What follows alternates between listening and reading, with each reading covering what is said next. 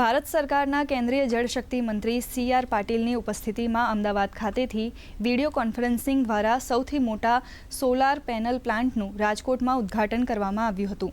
આ પ્લાન્ટ રાજકોટ જિલ્લાના ચીભડા ગામ ખાતે શરૂ કરવામાં આવ્યો છે, જે વાર્ષિક 24,000 મેટ્રિક ટનની ક્ષમતા ધરાવે છે અને ભારતમાં 6 ગીગાવોટ સોલાર ઇન્સ્ટોલેશનને સપોર્ટ કરી શકે એટલો સક્ષમ છે।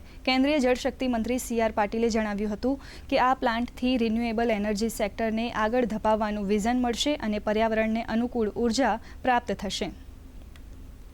ડમ્પિંગ ડ્યુટી એ માનનીય પ્રધાનમંત્રી મોદી સાહેબે નાખવાને કારણે જે ચાઇનાથી આવતો માલ જે મોંઘો થયો અને આપણો માલ સસ્તો થયો એટલે વેચાતો થયો।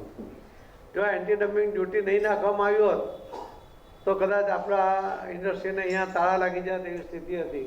365 દિવસ ગણીએ આપણે તો લાખ 1.25 લાખ લીટર પાણી સહજતાથી એક ઘરવાળો વાપરે, પણ એ સેવ કંઈ નથી કરતા, બચાવતા કંઈ જ નથી। તો એ જે વાપરે છે એટલીસ્ટ એનો અથવા એનાથી થોડું ઓછું પણ એટલું પાણી તે ઉતારી શકે।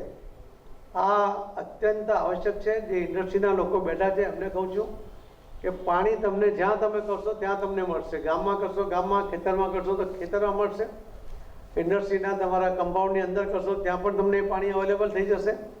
સન રેઝ આપણે સીધા આવે છે, આપણને આપણો તડકો ઘણો વધારે છે, એટલે ઇન્ડિયા માટે solar is the ideal renewable energy source. એટલે ઇન્ડિયામાં તો સોલારનું ઘણું જ ડિમાન્ડ આવવાની છે, ઘણા જ લોકો એમાં ઇન્વોલ્વ થશે અને ઘણા જ લોકો આ રિન્યુએબલ એનર્જી પ્રોડક્શન કરશે।